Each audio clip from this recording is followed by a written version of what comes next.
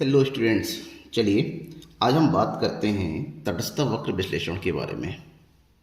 तटस्थ वक्र विश्लेषण किसे कहते हैं, जो कि क्रमवाचक उपयोगिता विश्लेषण के अंतर्गत आता है।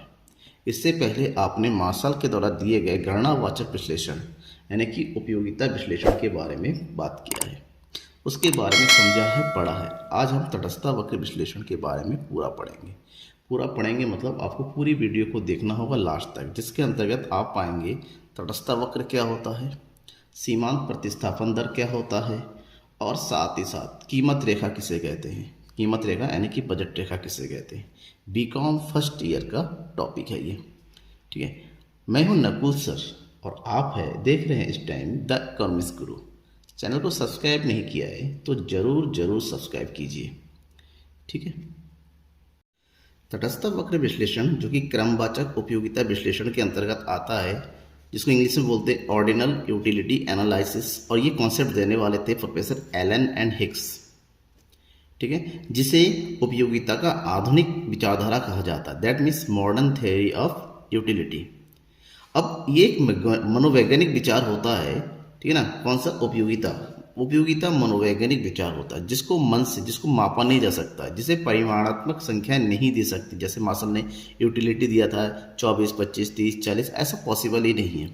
तो इनके अनुसार, एलन और हिक्स के अनुसार, उन्होंने कहा कि उपयोगिता को हम माप नहीं सकते, उपयोगिता को हम नंबरों से नहीं शो कर सकते, संख्याओं से शो नहीं कर सकते। उपयोगिता को क्या कर सकते हैं? तुलना की जा सकती है कि पहले गोलगप्पा खाया तो हमें इतना आनंद आया, दूसरे गोलगप्पे खाया तो इतने ज़्यादा, उससे ज़्यादा या कम। हम इसमें ये बता सकते हैं कि उपयोगिता पहले की तुलना में कम है या ज़्यादा है। हम उसको क्रम से नहीं धर सकते 1, 2, 3, 4, नहीं। उसको ये बता सकते हैं कि पहले तुलना में उपयोगिता ज़्यादा मिल रही है या पहले की तुलना में उपयोगिता कम मिल रही है। इसलिए उपयोगिता में इसमें प्राथमिकता क्रम को अपनाया, और इसी क्रम सिद्धांत के अनुसार ही इसे क्रमवाचक उपयोगिता विश्लेषण के नाम से जाना जाता है, और इसी विश्लेषण को आगे जाके तटस्थ वक्र विश्लेषण के नाम से जाना गया, ठीक है। तटस्थ वक्र विश्लेषण के बारे में अब पढ़ लेते क्या होता है। तटस्थ वक्र के विचार को देने वाले थे अंग्रेज अर्थशास्त्री, जो कि इंग्लिश इकोनॉमिक्स थे। नाम था इनका एजवर्थ ने 1881 में इसका विचार प्रकट किया, लेकिन वास्तविक में इसका जो विकास किया, इसके बारे में आगे डेवलप किया वो थे 1906 में पेरेटो ने। एजवर्थ का विचार था, लेकिन इस विचार को विकास किया पेरेटो ने 1906 में। बाद में इसको वैज्ञानिक रूप में रिप्रेजेंट किया लोगों के सामने 1934 में प्रोफेसर हिक्स ने और आर.डी. एलन, यानी कि इसीलिए इसको हिक्स और एलन का विचार कॉन्सेप्ट कहा जाता है, ठीक है ना। और अपने लेख, उनके जो लेख था, और दोनों ने मिलकर ये लिख किया था a consideration of the theory of value. और उसके बाद भी प्रोफेसर जे.आर. हिक्स ने, उन्होंने अलग से अपनी एक बुक निकाली थी जिसका नाम था वैल्यू ऑफ कैपिटल, और उस वैल्यू ऑफ कैपिटल में उन्होंने तटस्थ वक्र के बारे में, तटस्थ विश्लेषण के बारे में और ज़्यादा वैज्ञानिक ढंग से जो है विस्तार से बताया है। आगे चल के बात करते हैं कि तटस्थ वक्र आखिर होता क्या है, जिसके बारे में हम पढ़ रहे हैं। तटस्थ वक्र एक ऐसा वक्र होता है जिसमें प्रत्येक बिंदु दो वस्तुओं के ऐसे संयोग को बताता है जिससे किसी उपभोक्ता को समान संतुष्टि प्राप्त होती है। हम सबको पता है, क्या पता है, कि मनुष्य के पास जो साधन होते हैं अपनी आवश्यकता को पूरा करने के लिए वो सीमित होते हैं, जबकि उसकी आवश्यकता बहुत ज़्यादा होती है। अब प्रत्येक उपभोक्ता ये चाहता है कि वो अपने साधनों को, उसके पास जितने भी साधन हैं, यानी कि जितने पैसे, वो इस तरह से यूज़ करे अधिक से संतुष्टि मिले। अगर वो एक बार में दो वस्तुओं को प्रयोग करना चाहता है और उसका संतुष्टि लेना चाहता है, तो उन सभी संयोगों को दर्शाने वाले ऐसे संयोग, जो हर संयोग से एक जैसी संतुष्टि मिलती है। कोई भी संयोग, दो वस्तुओं का कोई भी संयोग लेता है, उसको मिलने वाली संतुष्टि हमेशा कैसी होती है? समान होती है। तो ऐसे वक्र को हम तटस्थ वक्र के नाम से जानते हैं। उपभोक्ता हमेशा विशेष संयोग की चुनाव में रुचि नहीं व्यक्त करता है। क्यों? क्योंकि हर एक संयोग तटस्थ होता है। यहाँ पर सारे संयोग एक जैसे होते हैं, चाहे कोई सा भी ले ले, वो अपनी आवश्यकताओं की पूर्ति के लिए किसी भी एक संयोग को चूज कर सकता है। क्यों? सभी संयोग समान यूटिलिटी के अकॉर्डिंग होता है, समान सीमांत उपयोगिता मिलने वाला होता है, इसीलिए इसको तटस्थ कहा जाता है। तटस्थ का मतलब जहाँ सब समान है, कोई एक दूसरे से ज़्यादा या बड़ा नहीं होता है, और इसी कारण से इसको सम संतुष्टि वक्र का जो सिद्धांत भी कहा जाता है, क्योंकि समसंतुष्टि वक्र कहा जाता है। समसंतुष्टि इसलिए क्योंकि यहाँ पर हर एक बिंदु, हर एक संयोग से मिलने वाली संतुष्टि कैसी होती है, एक समान होती है। समझ में आ गया आपको कि तटस्थ वक्र होता क्या? तटस्थ वक्र उपभोक्ता के जो आय होती है वो इस प्रकार से व्यय किया जाता है और उसके द्वारा दो वस्तु के ऐसे संयोग तैयार किए जाते हैं जहाँ पर प्रत्येक संयोग जो होता है, हर एक कॉन्स्टिट्यूएंट्स में जो मिलने वाली संतुष्टि एक जैसी होती है, एक समान होती है, जिसमें कम या ज़्यादा नहीं। उपभोक्ता चाहे तो किसी भी संयोग को चूज कर सकता है क्योंकि सभी एक जैसा होता है और एक के बदले में दूसरे को ज़्यादा महत्व नहीं दिया जाता। अब इसी कॉन्सेप्ट को प्रोफेसर बार्टसन ने अपने शब्दों में बताया। उन्होंने बताया कि तटस्थ सारणी वक्र दो वस्तुओं के ऐसे संयोगों की एक सूची है जिसमें सूची को इस प्रकार से व्यवस्थित किया जाता है कि उपभोक्ता संयोगों के प्रति तटस्थ रहता है। मतलब समझिए कि ऐसे संयोगों को प्रकट करता है जिसमें उपभोक्ता प्रत्येक संयोग के प्रति तटस्थ रहता है कि वो आंखें बंद करके भी कोई भी संयोग चूज कर सकता है, किसी भी संयोग का चुनाव अन्य संयोगों के स्थान पर नहीं करता क्योंकि वो तटस्थ हो जाता है। फॉर एग्जाम्पल समझिए, दो वस्तु का प्रयोग करना है। सेब, कोई भी जीरो नहीं हो सकता, पहली बात तो ये है। सेब जो को हम एक्स, वस्तु एक्स के नाम से दर्शा रहे हैं, संतरा वस्तु वाई के नाम से। संयोग पहला ये बनता है, अगर वो संतरे का 20 संतरों का प्रयोग करता है तो उस टाइम वो केवल एक ही सेब खा सकता है। अगर वो एक सेब और बढ़ाना चाहते 2 सेब तो संतरे कितने हो जाएंगे? 14, 6 संतरे कम हो जाएंगे क्योंकि हमारे पास सीमित साधन होते हैं, हम दोनों को नहीं बढ़ा सकते। एक बढ़ेगा तो एक घटेगा, आपने शुरू से पढ़ते हुए आए। तो ये सभी संयोग उसके लिए सही होते हैं। अब उसकी आवश्यकता क्या है? सेब की ज़्यादा आवश्यकता है या संतरे की ज़्यादा आवश्यकता है? उसी के अनुसार वो किसी भी एक संयोग को चूज कर सकता है क्योंकि यहाँ पर सभी संयोग समान संतुष्टि वाले होते हैं।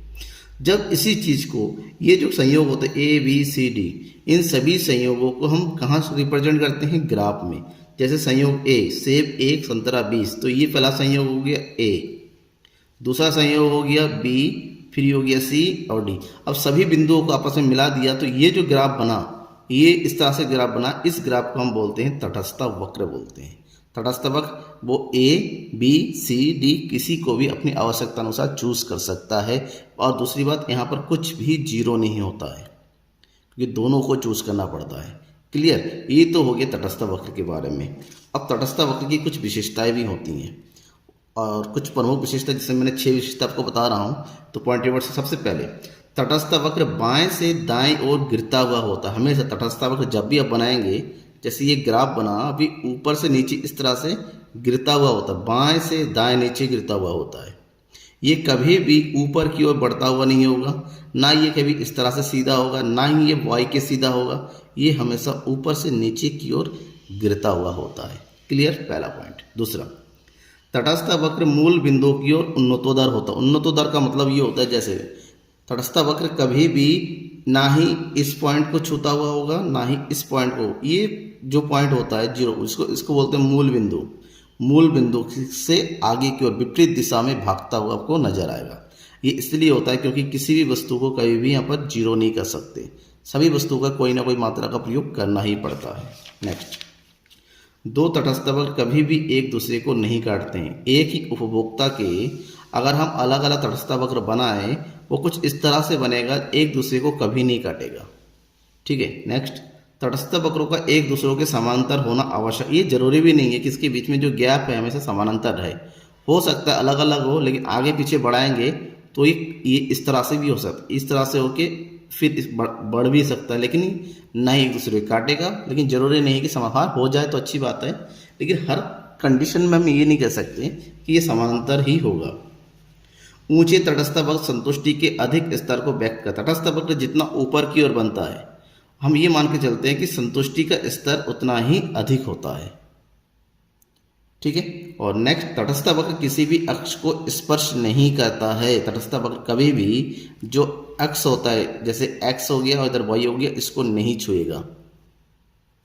ऐसा क्यों होता है? ऐसा इसलिए होता है क्योंकि यहाँ पर कभी भी एक्स दो वस्तुओं की मात्रा जीरो नहीं होती। जब मात्रा जीरो नहीं होती तो एक्स का जीरो होने का मतलब होता है एक्स के जीरो पॉइंट को छूना, तो ये कभी नहीं छुएगा, ना ही वाई के जीरो पॉइंट को छुएगा। ऐसे में ये हमेशा यहाँ से शुरू जरूर हो सकता है, लेकिन कभी भी ये एक्स और वाई अक्ष को नहीं छुएगा, टच भी नहीं करेगा। अब तटस्थ वक्र के समझने के बाद, क्योंकि तटस्थ वक्र निर्भर करता है सीमांत प्रतिस्थापन दर पर, क्योंकि हमें पता है कि एक वस्तु की मात्रा को बढ़ाने के लिए दूसरी वस्तु की मात्रा को घटाना पड़ता है, तो ऐसे में जो रेट होता है, जो दर होता है, उसे सीमांत प्रतिस्थापन दर इंग्लिश में बोलते हैं rate of marginal substitution, that is MRS। कई बार आपने इसके बारे में सुना होगा। अब इसी के बारे में थोड़ा सा डिटेल से पढ़ते हैं कि आखिर है क्या सीमांत प्रतिस्थापन दर। जिस दर पर कोई व्यक्ति एक वस्तु की अतिरिक्त इकाई को दूसरी वस्तु की अतिरिक्त इकाइयों के साथ बदलने के लिए तैयार हो जाता है, उस दर को सीमांत प्रतिस्थापन दर कहते हैं।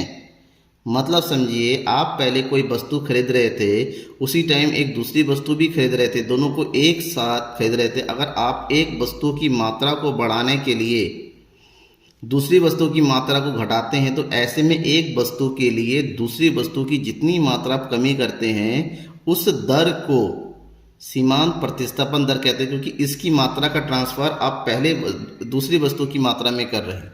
तो ये ट्रांसफर का जो रेट होता है, सब्स्टिट्यूशन का जो रेट होता है एक के बदले में दूसरा, इसी रेट को सीमांत प्रतिस्थापन दर कहते हैं। इसका मतलब ये हुआ, ये अगर वाला दो वस्तु है, एक है एक्स और वाई, तो उसको इस तरह से भी आप एक्सप्लेन कर सकते हैं कि एक्स की वाई के लिए सीमांत प्रतिस्थापन दर वाई की वह मात्रा होगी जो एक्स की एक अतिरिक्त इकाई प्राप्त करने के लिए घटाई जाती है, जिससे कि उपभोक्ता का संतोष पहले की तरह ही बनी रहे। क्यों? क्योंकि हम दोनों को एक साथ ना बढ़ा सकते हैं, ना दोनों को एक साथ घटा सकते हैं। हमारे पास जितनी जो साधन होते हैं, संपूर्ण उपयोग करना होता है। ऐसे में अगर वस्तु एक्स की मात्रा को बढ़ाना है तो आपको बॉय की मात्रा में कमी करनी ही पड़ेगी। ऐसे में जो बॉय की कमी करने की दर होती है, बॉय की मात्रा को बढ़ाने के लिए, उस कमी की दर को जो है सीमांत प्रतिस्थापन दर कहते हैं। इसको एग्जाम्पल के साथ समझिए।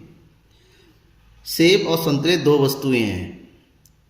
पहले यूनिट ये था कि सेब की 1 यूनिट हम प्रयोग करते तो संतरे का 20। पहले में हमारे कुछ नहीं, क्योंकि ये पहला है। अब धीरे धीरे संयोग ये बन रहा है कि हमें सेब की मात्रा का ज़्यादा प्रयोग करना है। सेब की 1 मात्रा का ज़्यादा प्रयोग करने के लिए आपको संतरे की 6 यूनिट कम करनी पड़ रही है। तो रेशियो क्या हुआ? परिवर्तन का जो रेशियो हुआ, संतरे का 6 और सेब का 1, यानी कि संतरे के 1, अगर वहीं पर उल्टा करते, संतरे को 14 से 20 करते तो सेब का 2 से 1 करना पड़ता है। यानी कि यहाँ पर सब्स्टिट्यूशन का रेट कितना है? 6 और 1 का। इसलिए इसको दर्शाते हैं 6:1 की 6:1। इसी तरह जैसे जैसे परिवर्तन होता चला जाएगा, इस परिवर्तन की जो दर होता है, इसी को हम सीमांत प्रतिस्थापन दर के नाम से जानते हैं। ठीक है, नेक्स्ट देखिए, 2 से 3 करना है, यहाँ पर भी 1 बढ़ाना है तो इसकी 4 यूनिट को घटाना पड़ रहा है। इसकी फिर 1 यूनिट बढ़ाना है तो इसकी 2 यूनिट को घटाना पड़ रहा है। इसकी फिर 1 यूनिट बढ़ाना है तो इसकी 1 यूनिट को घटाना पड़ रहा है। तो ये जो दर होता है, एक की मात्रा में वृद्धि करने के लिए दूसरी की मात्रा में कमी करना, इसका जो रेट निकल के आता है, जो रेशियो निकल के आता है, इस रेशियो को सीमांत प्रतिस्थापन दर कहते हैं, जिसको हम इस डायग्राम से शो कर सकते हैं। ठीक है, ये वस्तु y है। वस्तु x की मात्रा पहले इतनी थी और उसको बढ़ाना है, Q2 करना है, तो वस्तु y का जो है मात्रा पहले यहाँ थी, अब उसको घटा के यहाँ लाना पड़ेगा, यानी कि डेल्टा y, इसमें जो चेंज आएगा उसके थ्रू हम y में चेंज करेंगे। ऐसे में यहाँ पर जो रेट होता है सीमांत प्रतिस्थापन दर का, ये जो दर होता है वो होता है वस्तु y की मात्रा में जितनी कमी होती है माइनस में, प्लस वस्तु y की मात्रा में वृद्धि यानी कि प्लस में। That means MRS X Y, वस्तु x और y का सीमांत प्रतिस्थापन दर क्या होता है? Delta y upon delta x। ठीक है, तो कॉन्सेप्ट सिंपल सा है कि आप एक को अगर बढ़ाना चाहते हैं तो जाहिर सी बात है आप उतने ही आय में दूसरे को भी नहीं बढ़ा पाएंगे, दूसरे में क्या करना पड़ेगा? कमी करना पड़ेगा। तो इस कमी और वृद्धि की जो दर होती है, इन दोनों के बीच में जो रेशियो निकल के आता है एक के बदले में दूसरे का, उसी रेशियो को मार्जिनल रेट ऑफ सब्स्टिट्यूशन कहते हैं, या रेट ऑफ मार्जिनल सब्स्टिट्यूशन के नाम से जाना जाता है, सीमांत प्रतिस्थापन दर के नाम से जाना जाता है। कोई डाउट रह गया है आपको? अगर है जाता है तो भाई कमेंट बॉक्स में आइए और कमेंट करके मुझे बताइए, मैं इसको सॉल्व करने की पूरी कोशिश करूँगा। अब इसके बाद नेक्स्ट इंपॉर्टेंट टॉपिक बचता है। अब जो टॉपिक है बहुत ही ज़्यादा इंपॉर्टेंट है, क्लास 12th में तो ये बहुत ज़्यादा शॉर्ट में आ जाता था, कीमत रेखा या बजट रेखा। आपको समझना है कि बजट लाइन या प्राइस लाइन क्या होता है। इसका सीधा सा मतलब है वस्तु की कीमत का और उपभोक्ता की आय का। तो आय के आधार पर वस्तु की कीमत पर जो व्यय करने का जो रेशियो होता है, उसके जो संयोग बनते हैं, उसे कीमत रेखा कहते हैं। थोड़ा सा एक्सप्लेनेशन और करते हैं। कीमत रेखा दो वस्तुओं के उन विभिन्न संयोगों को व्यक्त करती है जो उपभोक्ता अपनी दी हुई आय एवं वस्तुओं की वर्तमान कीमत पर आधार पर खरीद सकता है। उपभोक्ता हमेशा अपने आय को व्यय करने के लिए वस्तु की कीमत को देखता है कि वस्तु की कीमत है, और उसी आय पर अगर वस्तु की कीमत के आधार पर दो वस्तुओं को खरीदना चाहता है तो उसको दोनों वस्तुओं की कीमत के बीच में क्या देखना पड़ेगा, कंपैरिजन करना पड़ेगा, क्योंकि उसकी आय तो सीमित है। अब सीमित आय को खर्च करेगा, अब अपनी सीमित आय से तो अनलिमिटेड वस्तु खरीद नहीं सकता। ऐसे में वस्तु की कीमत को कंपैरिजन करते हुए वो दो वस्तुओं को खरीदेगा। वो इस तरह से संयोग सेट करेगा कि इसकी इतनी कीमत है, इसकी इतनी कीमत है, इतनी कीमत पर इसकी इतनी मात्रा खरीदा सकता है, इतनी कीमत पर दूसरे की इतनी मात्रा, और उसके बाद अपने टोटल करके देखेगा इतने रुपए का बजट बन गया। तो इसके आधार पर जितने भी बजट का जो संयोग तैयार होता है उसे हम कीमत रेखा बोलते हैं। प्रोफेसर फर्गुसन ने इसको एक्सप्लेन किया है कि कीमत रेखा वह रेखा है जो वस्तुओं के उन संयोगों को प्रकट करती है जिन्हें सारी मौद्रिक आय को खर्च करके खरीदा जा सकता है। फॉर एग्जाम्पल, उपभोक्ता के पास टोटल कितने रुपए है, 10 रुपए है, समझिएगा कीमत रेखा को। अब वो दो वस्तुएं खरीदना चाहता है, सेब और संतरा। सेब की कीमत है 40 पैसे प्रति सेब और संतरे की कीमत है 10 पैसे प्रति सेब। यानी कि एक सेब खरीदेंगे तो 40 पैसे की है और एक संतरा खरीदेंगे तो 10 पैसे है। टोटल कितने रुपए खर्च करने हैं, 10 रुपये पूरे खर्च होने हैं, क्योंकि इकोनॉमिक्स ये बताता है कि उपभोक्ता अपनी पूरी आय को खर्च करेगा। तो 40 पैसे के हिसाब से अगर सेब सारा खरीदे तो 40 पैसे के हिसाब से वो 25 सेब खरीदेगा, जहाँ पर संतरा कितना आ जाएगा, 0, क्योंकि 25 चक्को 100 पैसे पूरे खर्च हो रहे हैं। यानी कि यहाँ पर 10 रुपये सेब पर और 0 रुपये, ये पहला संयोग उसका बन गया। दूसरा संयोग है आपसे संतरा खरीदना है, तो संतरा जब खरीदेगा तो जाहिर सी बात है तो कितना खरीद पाएगा, वो खरीदेगा कि 10 पैसे के हिसाब से 40 संतरे। जब 40 संतरे खरीद रहा है तो सेब कितना खरीद पाएगा, वो केवल 15। तो सेब पर वो खर्च कर रहा है कितने रुपए, 8 रुपये, 15 चौको 60, ठीक है ना। और साथ ही साथ संतरे पे कितना खर्च कर रहा है, वो 40 रुपये, ठीक है। ये ध्यान में रखना आपको।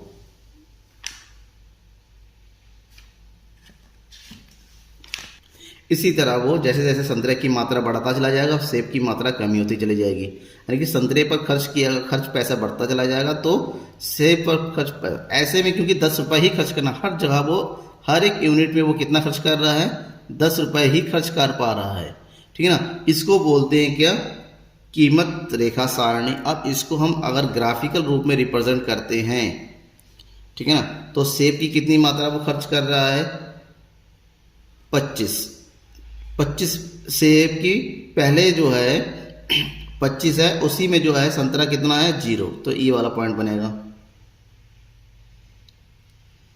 ठीक है। और जैसे जैसे वो सेब संतरे की मात्रा घटाएगा, फिर है 40, यानी कि 15 पे 40, ये वाला, फिर है 10 पर 60, फिर है 5 पर 80, फिर है 0 पर 100। ये जो ग्राफ बन जाएगा, एक सीधी लाइन बनेगी यहाँ पर। ये जो लाइन बनेगा इसी को हम बोलते हैं प्राइस लाइन, या फिर हिंदी में बोलते हैं कीमत रेखा या फिर बजट रेखा। ये उसका बजट लाइन है जहाँ पर संयोग A, B, C, D और E को दर्शाया जाता है। ये ऊपर से नीचे की ओर गिरता हुआ होता है। यहाँ पर जो कीमत रेखा का ढाल होता है वो कैसे होता है, X वस्तु की कीमत, क्योंकि इसको बढ़ाया जा रहा है, और Y वस्तु की कीमत, क्योंकि इसको घटाया जा रहा है। इन दोनों के बीच का जो रेशियो होता है, इसी रेशियो के आधार पर कीमत रेखा का ढाल तय होता है। अब बात यह आती है कि कीमत रेखा के ढाल में कोई चेंजेस आता है, क्योंकि वस्तु की कीमत के आधार पर, उपभोक्ता की आय के आधार पर यह तय होता है। जब कीमत और आय के आधार पर ये निर्धारित होता है तो जाहिर सी बात है आय और कीमत में तो परिवर्तन होता है। तो ऐसे में कीमत रेखा में किस तरह से परिवर्तन होगा उसको पढ़ लेते हैं। अगर कीमत रेखा में परिवर्तन को देखना है तो यहाँ पर कीमत रेखा में परिवर्तन होता है, चेंजेस होते हैं दो कारणों से। एक तो उपभोक्ता की आय में परिवर्तन होने पर, दूसरा वस्तु की कीमतों में परिवर्तन होने पर। अगर उपभोक्ता में आय में परिवर्तन होता है तो कैसे? अगर उपभोक्ता की आय में परिवर्तन होता है तो ये मान के चलते हैं कि वस्तु की कीमतें कैसी स्थिर होती हैं। वस्तु की कीमतों में कोई परिवर्तन नहीं होता है तो केवल आय के बढ़ने से तो जाहिर सी बात है हमारी इनकम बढ़ रही है, तो आय के बढ़ने से जिन भी दो वस्तुओं को हम खरीद रहे थे एक्स वाई, दोनों की मात्रा हम क्या कर देंगे, बढ़ा देंगे, क्योंकि अब हमारे पास ज़्यादा पैसे खर्च करने पर अब वस्तु की कीमतें भी नहीं बढ़ी है। जब कीमतें नहीं बढ़ी है तो वस्तु की मात्रा बढ़ जाएगी। यानी कि पहले संतरे 100 यूनिट और सेब 25 यूनिट हम खरीद रहे थे, अब हमारी इनकम बढ़ गई तो संतरे 120 और सेब कितने 30, तो जो हमारा जो कीमत रेखा है वो शिफ्ट होके कहाँ बढ़ जाएगा, आगे की ओर बढ़ जाएगा, अपनी जगह से ऊपर की ओर बढ़ जाएगा। ये तो होता है आय प्रभाव। एक ऐसी स्थिति जहाँ पर कीमत में कोई परिवर्तन नहीं होता है, ऐसे वस्तु की मात्राएं बढ़ जाती है। केवल एक नहीं, दोनों वस्तुओं की मात्रा समान अनुपात में बढ़ती है, इसलिए ये समानांतर रेखा बन जाती है। ठीक है। दूसरा पॉइंट होता है वस्तु की कीमतों में परिवर्तन होने पर। अब अगर वस्तु की कीमतों में परिवर्तन है, क्योंकि दो वस्तुएं हैं, तो ऐसे में तीन कंडीशन बन जाते हैं। केवल वस्तु एक्स की कीमत में अगर बदलाव होता है, केवल वस्तु की कीमत में अगर परिवर्तन होता है, और अगर दोनों वस्तुओं की कीमत में परिवर्तन होता है तो कैसे? पहला, अगर हम मान के चलते हैं कि वस्तु एक्स की कीमत में परिवर्तन हो रहा है, परिवर्तन का मतलब हम हमारी वृद्धि को लेकर चलते हैं, क्योंकि कमी और वृद्धि दोनों होता है, हम यहाँ पर प्लस को लेकर चलते हैं। सॉरी, वस्तु की वाई की कीमत में कमी हो रही है, जाहिर सी बात है वस्तु की वाई की कीमत में अगर कमी होती है तो ऐसी स्थिति में वस्तु एक्स की मात्रा ज़्यादा हो जाएगी।